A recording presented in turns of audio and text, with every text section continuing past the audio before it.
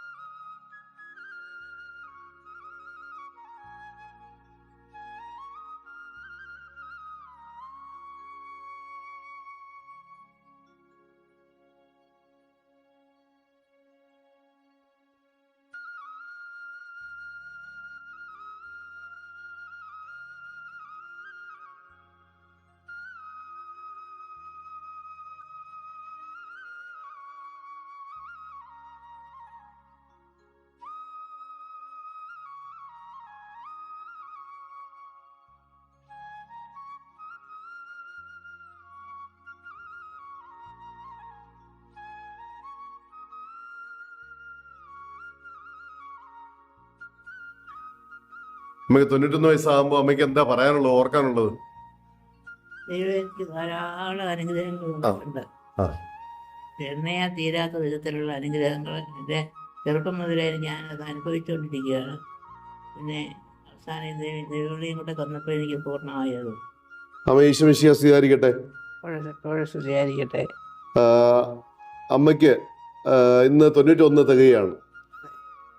അപ്പോൾ ദൈവത്തെ നമ്മൾ നന്ദി പ്രകാശിപ്പിച്ച് വിശുദ്ധ കുർബാന അർപ്പിച്ചു, പ്രാർത്ഥിച്ചു.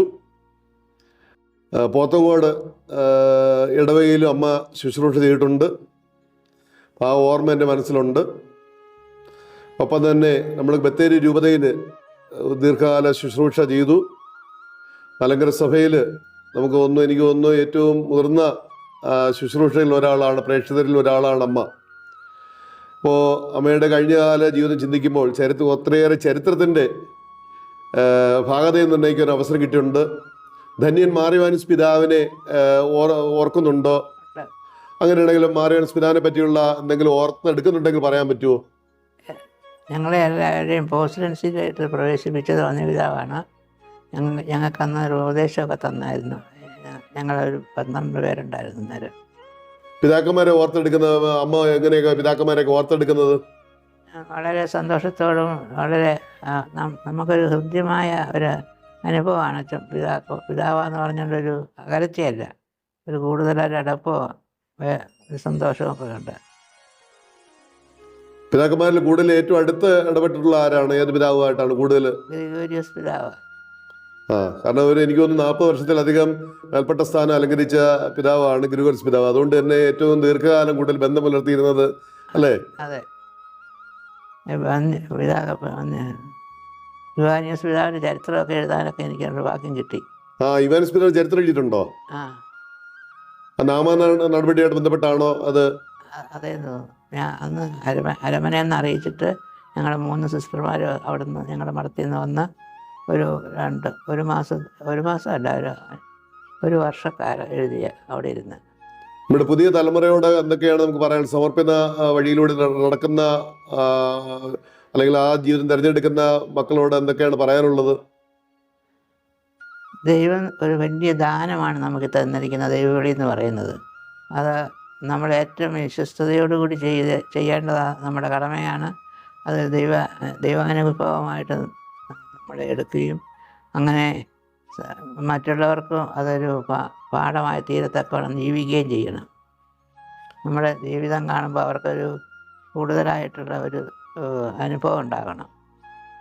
ജീവിതത്തിലൂടെയാണ് പ്രധാനമായിട്ട് നമ്മൾ മാതൃക കൊടുക്കേണ്ടത്. പ്രസംഗമൊന്നുമല്ല, എഴുത്തുമല്ല. അതാണ് ഞാൻ വിചാരിച്ചിരിക്കുന്നത്. വിശുദ്ധ അൽഫോൻസാമയുടെ തിരുനാളാണല്ലോ 28-ാം തീയതി സഭ ആചരിക്കുന്നത്. അപ്പോൾ അൽഫോൻസാമയെ കണ്ടതായിട്ട് കേട്ടിട്ടുണ്ട് അമ്മ, ആണോ?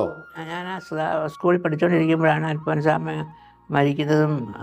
അതിനു മുമ്പ് അൽഫോൻസാമ മരിക്കുന്നതിന് മുമ്പ് ഞങ്ങൾ എല്ലാ ദിവസവും തന്നെ അൽഫോൻസാമയുടെ വർത്താനം പറയാൻ പോകും. ഉച്ചയ്ക്ക് ചോറുകൊണ്ട് കഴിയുമ്പോൾ അൽഫോൻസാമ ഇങ്ങനെ ഒരു ജനലിൻ്റെ അടുക്കലാണ് കിടക്കുന്നത്.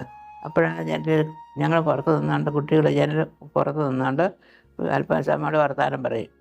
അങ്ങനെ ഒരു നല്ലൊരു അടുപ്പം ഉണ്ടായിരുന്നു ഞങ്ങൾക്ക്. അപ്പം അമ്മയുടെ സ്ഥലം ഭരണങ്ങാനമാണോ? ഭരണങ്ങാനത്ത് മേലമ്പാറ.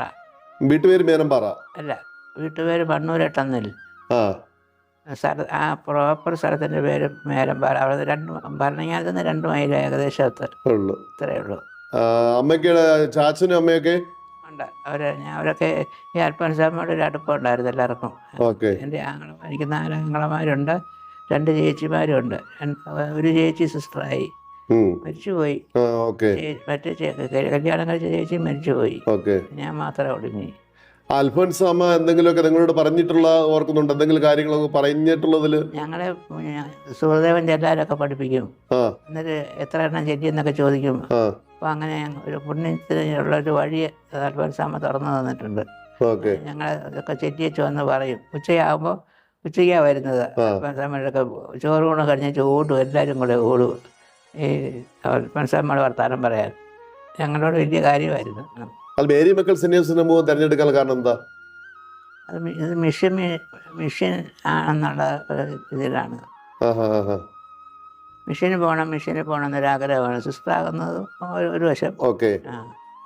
അപ്പോഴങ്ങനെ സിസ്റ്റർ മിഷന് പോകാൻ നാട്ടിൻ്റെ ഒത്തിരി ദൂരമായിട്ടൊക്കെ കടന്ന് പോകാതെ എന്നാൽ അതേ സമയത്ത് വീട്ടുകാരുമായിട്ടുള്ള ഒരു അടുപ്പത്തിൻ്റെ ഒരു സാഹചര്യം കൂടെ ഉള്ളത് കൊണ്ട് പിന്നെ എൻ്റെ ചേച്ചി സിസ്റ്റർ ആയിരുന്നു. ചേച്ചി മാർത്താണ്ഡ മഠത്തിലായിരുന്നു.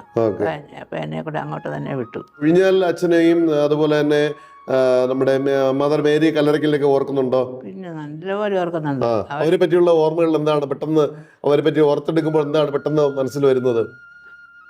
കുഞ്ഞു മദറിൻ്റെ പ്രാർത്ഥനയുടെ ആ ചൈതന്യം, ആ നടപ്പും എല്ലാം നമ്മുടെ മനസ്സിൽ അങ്ങനെ ഒരു ഫോട്ടോ പോലെ എപ്പോഴും ഉണ്ട്. എപ്പോഴും ഉണ്ട് വലിയ മദറിൻ്റെ. പിന്നെ വലിയച്ഛന് അങ്ങനെ പിന്നെ ഞാൻ കൂടുതൽ അടുപ്പമൊന്നും അല്ലല്ലോ. കുർബാനയ്ക്ക് വരുന്നു കാണുന്നത് മാത്രമേ ഉള്ളൂ. അതെ. മദറിനെയാണ് എപ്പോഴും കണ്ടോണ്ടിരിക്കുന്ന ഇതാണല്ലേ, പ്രാർത്ഥനയ്ക്ക് വരുമ്പോഴും ഭക്ഷണം കഴിക്കാൻ പോകുമ്പോഴും. അതെ അല്ലേ? പിന്നെ മദർ ഞങ്ങൾക്ക് ഉപദേശമൊക്കെ തരും, ക്ലാസ് എടുക്കും. അങ്ങനെ ഞങ്ങളെ പുണ്യത്തിൽ ചെയ്യിക്കാൻ വേണ്ടി ഒരു നല്ല പ്രേരണയൊക്കെ തരുന്നത് മദറായിരുന്നു. പിന്നെ ഞങ്ങളുടെ മിസ്ട്രസ്സുമാരും അങ്ങനെ തന്നെയായിരുന്നു. അമ്മയ്ക്ക് കാഴ്ചക്ക് ഇല്ല, കുഴപ്പമൊന്നുമില്ല. ഇല്ല. ബൈബിളൊക്കെ വായിക്കുന്നുണ്ടെന്ന് കേട്ടു ഇപ്പോഴും ഈ പ്രായത്തിലും, അല്ലേ? പ്രാർത്ഥന പുസ്തകങ്ങളൊക്കെ വായിക്കാം, ഒരു കുഴപ്പമില്ല. പാട്ടൊക്കെ പാടുവോ? പാടുമായിരുന്നു. വലിയ പാട്ടുകാരിയൊന്നും അല്ല. അല്ല, അതെ. എങ്കിലും അത്യാവശ്യം പാടും. ഞങ്ങളുടെ ബാച്ചിലെ പാട്ടുകാരി ആയിരുന്നു ഞാൻ. ആണോ? ആഹാ.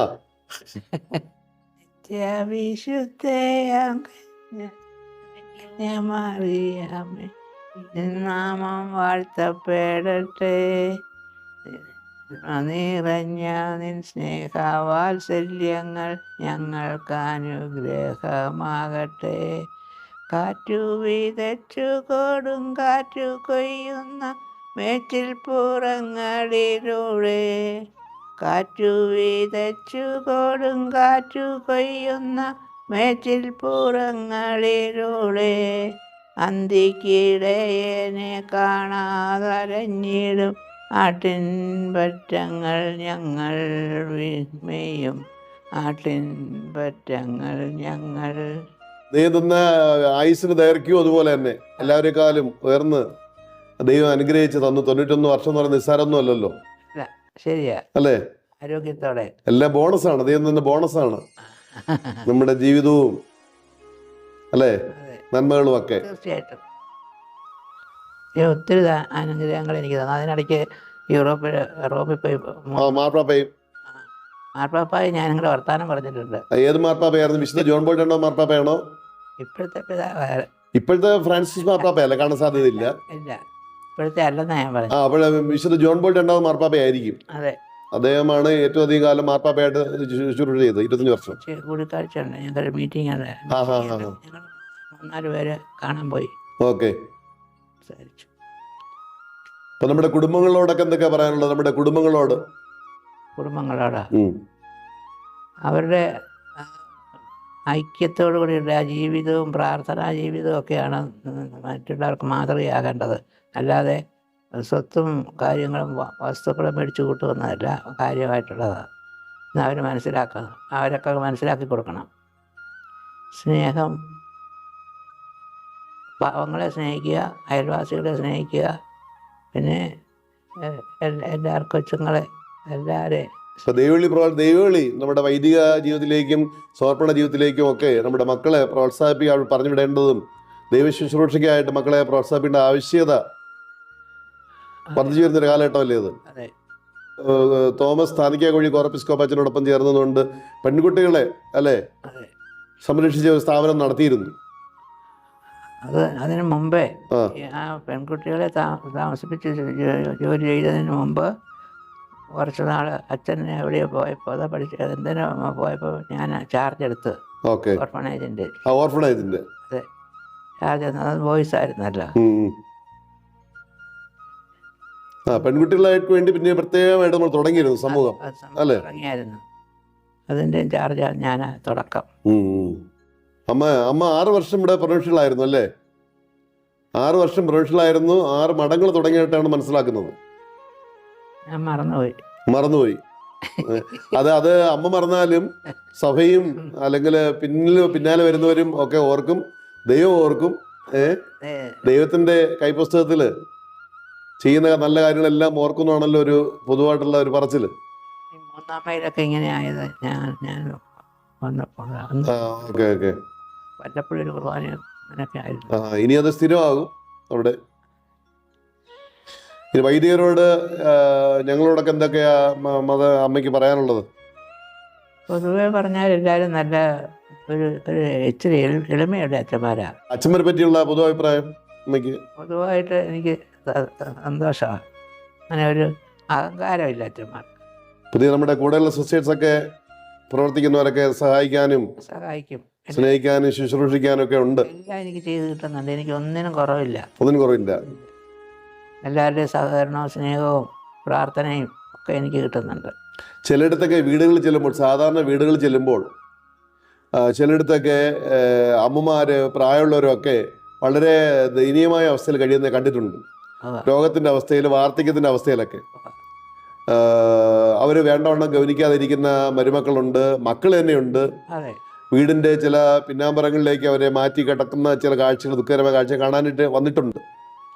അപ്പോൾ അതുമായിട്ട് നോക്കുമ്പോൾ നമ്മുടെ ഈ സമൂഹത്തിൽ ഇന്ന് കിട്ടുന്ന പരിചരണവും പരിഗണനയും എങ്ങനെയൊന്ന് വിവരിക്കാൻ പറ്റുമോ? അയ്യോ, മഠത്തിൽ ഒരു കുഴപ്പമില്ല. എന്നിട്ടും ഒരു കുഴപ്പമില്ലാഞ്ഞിട്ട് എന്തുകൊണ്ട് ഈ കുട്ടികൾ വരുന്നില്ല? കുട്ടികൾ വരാത്തത് ഇപ്പോഴത്തെ ചിന്താഗതിയുടെ വ്യത്യാസം കൊണ്ട്. ഓക്കെ. മഠത്തിന്റെ അകത്തുള്ള കുഴപ്പം കൊണ്ടല്ല, അല്ല, അവരുടെ കാഴ്ചപ്പാടിന് ചില കുഴപ്പങ്ങളുണ്ടാണ് അല്ലേ? കാഴ്ചപ്പാടിന്റെയും കാലത്തിന്റെയും ചില പ്രത്യേകതകൾ കൊണ്ടാണ്. കാലത്തിന്റെ പ്രത്യേകതയാ കൂടുതൽ. ഓക്കെ. ഞാനും ഇവിടെ മഠങ്ങളിൽ പോയി ശ്രദ്ധിച്ചിട്ടുണ്ട്. ഇപ്പൊ തിരുവനന്തപുരത്ത് പോങ്ങുമ്പോടാണെങ്കിലും ഇവിടെയാണെങ്കിലും നമ്മുടെ മൂലങ്കാവൊക്കെയാണ് ശ്രദ്ധിച്ചിട്ടുണ്ട്. വളരെ സന്തോഷകരമായിട്ട് നമ്മുടെ അമ്മമാര് വാർദ്ധക്യത്തിന്റെ കാലഘട്ടം, ഏറ്റവും അധികം വിഷമം നേരിടുന്ന ഒരു കാലഘട്ടമാണ് വാർദ്ധക്യം. നമ്മൾ നിസ്സഹായരാകുന്ന അവസ്ഥയാണ്. പക്ഷേ അവിടെ ഏറ്റവും അധികം ഹാപ്പി ആയിട്ട് ദൈവത്തെ സ്തുതിച്ചും പ്രാർത്ഥിച്ചും ഒക്കെ കഴിയുന്ന, പരസ്പരം സന്തോഷിച്ച് കഴിയുന്ന അമ്മമാരെ കാണാനായിട്ട് ഇടയായിട്ടുണ്ട്. അത് ഞങ്ങളുടെ സമൂഹത്തിന്റെ പ്രത്യേകതകളാണ്. അപ്പോൾ ദൈവത്തിന് നമുക്ക് മഹത്വപ്പെടുത്താനുള്ള ഒരു അവസരമാണ്. പ്രത്യേകിച്ച് അമ്മ 91 വയസ്സിലേക്ക് കടക്കുമ്പോൾ അമ്മയ്ക്ക് ജന്മം നൽകിയ മാതാപിതാക്കളെ ഓർക്കുന്നു. അമ്മ സഞ്ചരിച്ച വഴികൾ, അത് അമ്മ ചെയ്ത നല്ല കാര്യങ്ങൾ, സഭയ്ക്ക് വേണ്ടി ചില നല്ല കാര്യങ്ങൾ പ്രത്യേകമായിട്ട് സ്മരിക്കുന്നു.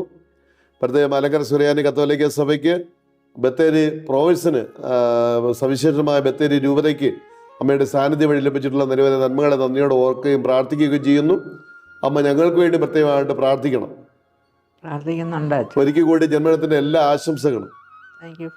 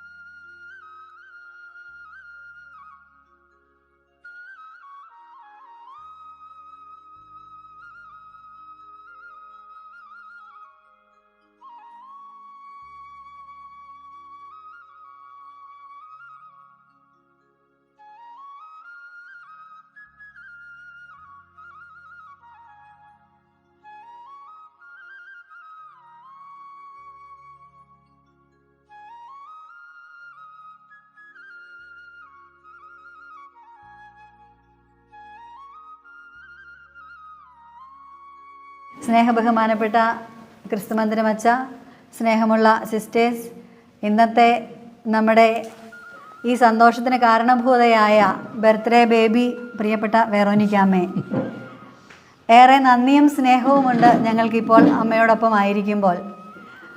1933 ജൂലൈ 27 പാലാ രൂപതയിൽ മണ്ണൂരെട്ടൊന്നിൽ പോത്തൻ്റെയും ത്രേസ്യായുടെയും 6ാമത്തെ മകളായി ജനിച്ച പെണ്ണമ്മ എന്ന ഓമനപ്പേരിൽ അറിയപ്പെടുന്ന നമ്മുടെ പ്രിയപ്പെട്ട വെറോനിക്കാമ്മ 1953 സന്യാസ വ്രതസമർപ്പണം നടത്തി മേരിമക്കൾ സന്യാസിനി സമൂഹത്തിൻ്റെ ഒത്തിരിയേറെ ഉയർന്ന പദവികൾ അലങ്കരിച്ച് പല മഠങ്ങളിൽ സുപ്പീരിയറായും പല സ്കൂളുകളിൽ പ്രിൻസിപ്പലായും സമൂഹത്തിൻ്റെ മദർ ജനറലായും ജനറൽ കൗൺസിലറായും ബത്തേരി മേരിമാതാ പ്രോവിൻസിൻ്റെ ശില്പിയായി 1999 മുതൽ ഇവിടെ സ്തുത്യർഹമായ സേവനം ചെയ്യുകയാണ്. ഈ ഭവനത്തിൽ എനിക്ക് തോന്നുന്നു ഏറ്റവും സന്തോഷവതിയായിട്ടിരിക്കുന്ന ഒരാളും അമ്മ തന്നെയാണ്. ഏതൊരു ചെറിയ കാര്യത്തെക്കുറിച്ചും ഒത്തിരിയേറെ കൃതജ്ഞതയോടെ, അതുപോലെ തന്നെ എപ്പോഴും സന്തോഷവതിയായിട്ടിരിക്കുന്ന ഒരു രീതിയാണ് അമ്മയ്ക്കുള്ളത്. അത് കാണുമ്പോൾ അമ്മയെ ശുശ്രൂഷിക്കുവാനും അമ്മയോട് കൂടുതൽ എപ്പോഴും അമ്മയുടെ അടുത്ത് ചെല്ലുവാനും അമ്മയുമായിട്ട് സംസാരിക്കാനും ഒക്കെ ഒത്തിരിയേറെ സന്തോഷം ഞങ്ങൾക്ക് എല്ലാവർക്കുമുണ്ട്. പ്രിയപ്പെട്ട അമ്മയ്ക്ക് ഒരിക്കൽ കൂടി എല്ലാവരുടെയും പേരിൽ ഹൃദയം നിറഞ്ഞ ഭാഷയിൽ സ്നേഹത്തോടെ ജന്മദിനത്തിൻ്റെ ആശംസകൾ നേരുന്നു.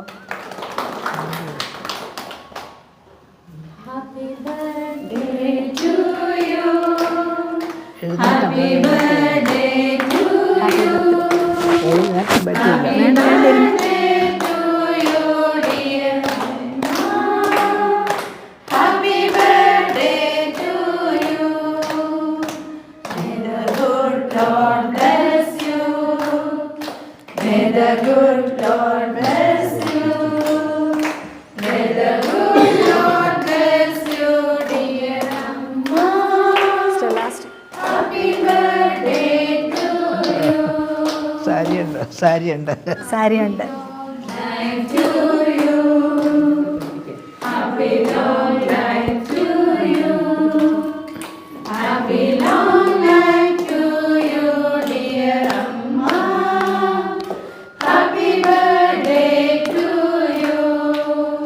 അതുപോലെ തന്നെ ഇന്ന് നമ്മുടെ സിസ്റ്റർ ആൽഫിയയുടെ ഫീസ്റ്റ് നാളെ നമ്മൾ ആഘോഷിക്കുകയാണ്. നാളെ ഇവിടെ എല്ലാവരും ഇല്ലാത്തത് കൊണ്ടും ഞായറാഴ്ച ഇവിടെ വിശുദ്ധ കുർബാന ഇല്ലാത്തത് കൊണ്ടും നമ്മൾ ഇന്ന് സിസ്റ്ററിനെ വിശുദ്ധ അൽഫോൻസാമയുടെ മാധ്യസ്ഥം വഴിയായി സമർപ്പിച്ച് പ്രാർത്ഥിച്ചു. നമുക്ക് സിസ്റ്ററിനെയും ഈ സമയം വിഷ് ചെയ്യാം. Happy feast day to you. Happy feast day to you.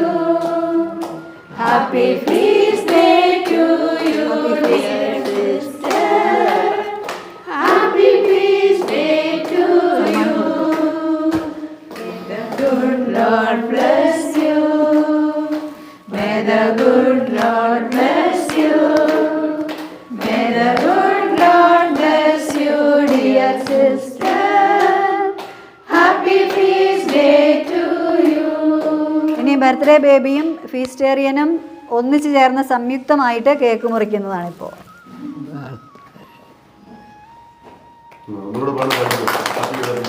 Happy birthday to you. Happy birthday to you.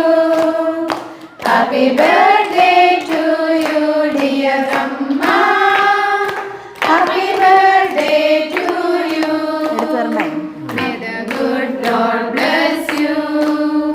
May the good Lord bless you. May the good Lord bless you, dear Amma. Happy birthday to you. Happy feast day to you. Happy feast day to you. Happy feast day to you, dear sister. Happy feast day to you. അച്ഛന് പ്രത്യേകം നന്ദി.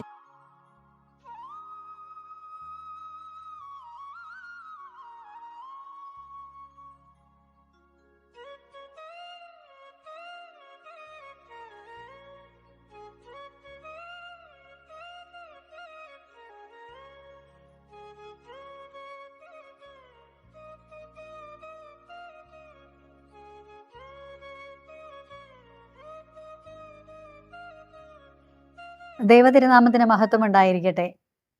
പ്രിയപ്പെട്ടവരെ, നമുക്കറിയാം നമ്മുടെ എല്ലാവരുടെയും ജീവിതവും ആയുസ്സും എന്നത് ദൈവം തരുന്ന വലിയൊരു ദാനമാണ്. അതിൻ്റെ ഒരു ഉത്തമ ഉദാഹരണമാണ് ഇപ്പോൾ എൻ്റെ അടുത്തിരിക്കുന്ന ഞങ്ങളെല്ലാവരും വേറോനിക്കാമ്മ എന്ന് വിളിക്കപ്പെടുന്ന സിസ്റ്റർ വേറോനിക്ക. ഇന്ന് അമ്മയ്ക്ക് 91 വയസ്സ് പൂർത്തിയായിരിക്കുകയാണ്.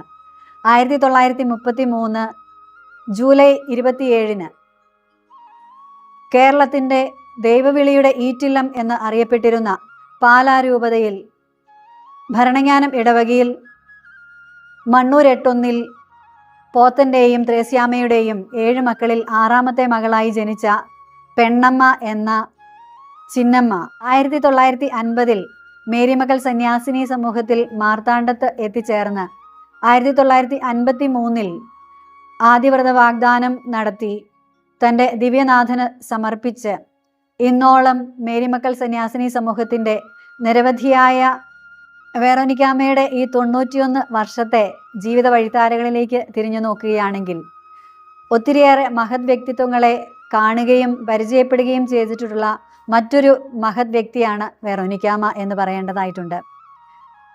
ഭാരതത്തിലെ ആദ്യത്തെ വിശുദ്ധയായ വിശുദ്ധ അൽഫോൻസാമയെ ചെറുപ്പത്തിൽ സ്കൂളിൽ പഠിക്കുമ്പോൾ കാണുകയും അൽഫോൻസാമയുമായി വലിയൊരു ബന്ധം അമ്മ പുലർത്തുകയും ചെയ്തിട്ടുണ്ട്. അതുപോലെ തന്നെ മലങ്കര സഭയുടെ ശില്പിയും സ്ഥാപകനുമായ ധന്യൻ മാർ ഇവാനിയോസ് പിതാവിനെ കാണുകയും പിതാവ് അമ്മയുടെ സന്യാസ പരിശീലന കാലഘട്ടങ്ങളിൽ ക്ലാസ്സുകൾ എടുക്കുകയും അമ്മയ്ക്ക് വേണ്ട നിർദ്ദേശങ്ങളും സന്യാസത്തെക്കുറിച്ചുള്ള കാഴ്ചപ്പാടുകളും നൽകുകയും ചെയ്തിട്ടുണ്ട്. അതുപോലെ തന്നെ വിശുദ്ധ ജോൺ പോൾ 2 മാർപ്പാപ്പയെ സന്ദർശിക്കുവാനുള്ള ഭാഗ്യവും വേറോനിക്കാമ്മയ്ക്ക് ലഭിച്ചിട്ടുണ്ട്. മലങ്കര കത്തോലിക്ക സഭയുടെ ദ്വിതീയ മെത്രാപ്പോലീത്ത ആയിരുന്ന ഭാഗ്യസ്മരണാർഹനായ അഭിവന്യ ബെനഡിക്റ്റ് മാർ ഗ്രിഗോറിയോസ് തിരുമേനിയാണ് അമ്മയുടെ ആദിവ്രത സമർപ്പണം സ്വീകരിക്കുകയും അമ്മയെ പ്രാർത്ഥിച്ച് അനുഗ്രഹിക്കുകയും ചെയ്തത്. മേരിമകൾ സന്യാസിനി സമൂഹത്തിൻ്റെ ആദ്യ കാലഘട്ടങ്ങളിൽ ഒത്തിരിയേറെ പ്രതിസന്ധികളും പ്രതികൂല സാഹചര്യങ്ങളും അനുഭവിച്ചപ്പോഴൊക്കെയും സമൂഹ സ്ഥാപകരായ മോൺസിഞ്ഞോർ ജോസഫ് കുഴിഞ്ഞാൽ അച്ഛനോടും മദർ മേരി കല്ലറയ്ക്കലിനോടും ഒക്കെ ചേർന്ന് നിന്നുകൊണ്ട് സമൂഹത്തെ കെട്ടിപ്പടുക്കുന്നതിൽ ഒത്തിരിയേറെ പങ്കുവഹിച്ച ഒരു വ്യക്തിയാണ് നമ്മുടെ പ്രിയപ്പെട്ട വേറോനിക്കാമ്മ. അതുപോലെ തന്നെ സമൂഹത്തിലെ ഒത്തിരിയേറെ ഉന്നത സ്ഥാനങ്ങൾ വഹിച്ചിട്ടുള്ള ഒരു വ്യക്തിയാണ്. സമൂഹത്തിൻ്റെ മദർ ജനറൽ ആയി 1975 മുതൽ 79 വരെയുള്ള കാലഘട്ടങ്ങളിൽ മേരിമക്കൾ സന്യാസിനി സമൂഹത്തെ നയിച്ചത് സുപ്പീരിയർ ജനറൽ ആയിരുന്ന വേറോനിക്കാമ്മയാണ്. അതുപോലെ തന്നെ പലയിടങ്ങളിലും പല സ്കൂളുകളിൽ ഹെഡ് മിസ്ട്രസ്സായും മേരിമക്കൾ സന്യാസിനി സമൂഹത്തിൻ്റെ ജനറൽ കൗൺസിലറായും വീണ്ടും 1999 മേരിമക്കൾ ബത്തേരി റീജനായി തിരിഞ്ഞപ്പോൾ അവിടെ റീജിയണൽ സുപ്പീരിയറായും അമ്മ സ്തുത്യർഹമായ സേവനമനുഷ്ഠിച്ചു.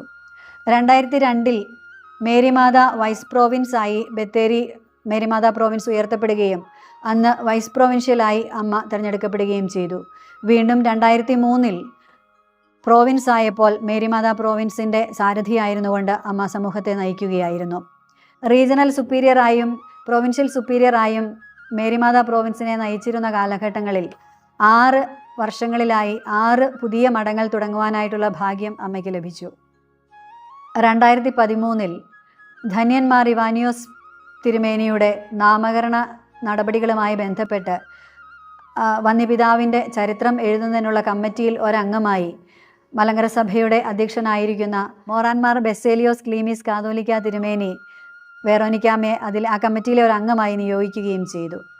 അതിനുശേഷം 1 വർഷം ആ ശുശ്രൂഷ നിർവഹിച്ചു. അതിനുശേഷം 2016 മേരിമക്കൾ സന്യാസിനി സമൂഹത്തിൻ്റെ സ്ഥാപകനായിരുന്ന മോൺസിഞ്ഞോർ ജോസഫ് കുഴിഞ്ഞാൽ അച്ഛൻ്റെ ജീവചരിത്രം എഴുതുന്ന കമ്മിറ്റിയിലും സമൂഹാംഗങ്ങളോടൊപ്പം അമ്മ വീണ്ടും അംഗമായി ശുശ്രൂഷ ചെയ്യുകയും ചെയ്തു. അതിനുശേഷം ബത്തേരി മേരിമാത പ്രോവിൻഷ്യൽ ഹൗസിലേക്ക് എത്തിച്ചേർന്ന അമ്മ അന്നു മുതൽ ഇന്നുവരെയും വിശ്രമജീവിതം നയിച്ചുകൊണ്ടിരിക്കുകയാണ്. ഇന്ന് 91 വയസ്സ് പൂർത്തിയാകുമ്പോഴും വളരെ സന്തോഷവതിയായി ഞങ്ങളോടൊപ്പം ആയിരിക്കുന്ന അമ്മയ്ക്ക് ഞങ്ങളെല്ലാവരുടെയും പേരിലുള്ള ഹൃദയം നിറഞ്ഞ ജന്മദിനത്തിൻ്റെ ആശംസകൾ ഒത്തിരി സ്നേഹത്തോടെ നേരുന്നു. അതോടൊപ്പം അമ്മയെക്കുറിച്ച് പറയുമ്പോൾ മറ്റൊരു കാര്യം പ്രത്യേകമായിട്ട് പറയാനുള്ളത്, പ്രായാധിക്യത്തിൻ്റെതായ ബുദ്ധിമുട്ടുകളുണ്ടെങ്കിലും സ്വന്തം കാര്യങ്ങളെല്ലാം സ്വന്തമായി തന്നെ ചെയ്യുന്നതിൽ അമ്മ എപ്പോഴും പ്രത്യേകം ശ്രദ്ധിക്കുകയും പ്രാർത്ഥന, സമൂഹത്തിൻ്റെ കൂട്ടക്രമങ്ങൾ എന്നിവയിലൊന്നും യാതൊരു വീഴ്ചയും വരുത്താതെ വെളുപ്പിനെ എല്ലാവരും ചാപ്പലിലെത്തുന്ന സമയം തന്നെ ചാപ്പലിലെത്തുകയും പ്രാർത്ഥന, ധ്യാനം ആദിയായവ കാര്യങ്ങളെല്ലാം വളരെ താല്പര്യത്തോടു കൂടി ഇന്നും ഞങ്ങൾക്ക് നല്ലൊരു മാതൃകയായി ചെയ്യുകയും ചെയ്യുന്ന അമ്മയെക്കുറിച്ച് ഓർക്കുമ്പോൾ ഞങ്ങൾക്ക് ഒത്തിരിയേറെ സന്തോഷമുണ്ട്. അമ്മയ്ക്ക് ആര് എന്ത് ചെറിയ സഹായം ചെയ്തു കൊടുത്താലും അവിടെയെല്ലാം അമ്മ എപ്പോഴും വളരെ സന്തോഷവതിയായി താങ്ക് യു എന്നുള്ള ആ ഒരു വലിയ അമ്മയുടെ നന്ദി വാക്ക് കേൾക്കുമ്പോൾ അമ്മയ്ക്ക് കൂടുതൽ ശുശ്രൂഷ ചെയ്യുവാനുള്ള താല്പര്യം ഞങ്ങൾക്ക് എല്ലാവർക്കും കൂടുതലായിട്ട് എപ്പോഴും ഉണ്ടാകാറുമുണ്ട്. അമ്മയെ ഓർത്തുകൊണ്ട് ഞങ്ങൾ നല്ല ദൈവത്തിന് നന്ദി പറയുന്നു. മേരി മക്കൾ സന്യാസിനി സമൂഹം ഇന്ന് ഈ ബത്തേരി പ്രദേശത്ത് മേരിമാതാ പ്രോവിൻസായി നിലകൊള്ളുമ്പോൾ അതിൻ്റെ ശില്പിയായി നിലകൊണ്ട് ഇതിൻ്റെ ആദ്യകാലത്തെ കഷ്ടപ്പാടുകളിലും ബുദ്ധിമുട്ടുകളിലുമെല്ലാം ഒത്തിരിയേറെ ക്ലേശങ്ങൾ സഹിച്ച് ദൈവത്തോട് ചേർന്ന് നിന്നുകൊണ്ട് ദൈവതിരുമനസ് ഓരോ നിമിഷവും പ്രാർത്ഥനയിലൂടെ തൻ്റെ ദിവ്യനാഥനുമായുള്ള ഐക്യത്തിലൂടെ മനസ്സിലാക്കി ഇന്നോളം ഞങ്ങളുടെ സമൂഹത്തെ നയിക്കുകയും ഞങ്ങൾക്കെല്ലാവർക്കും വലിയൊരു പ്രചോദനവുമായി നിലകൊള്ളുകയും ചെയ്യുന്ന അമ്മയെ ഓർത്തുകൊണ്ട് ഞങ്ങൾ നല്ല ദൈവത്തിന് നന്ദി പറയുന്നു.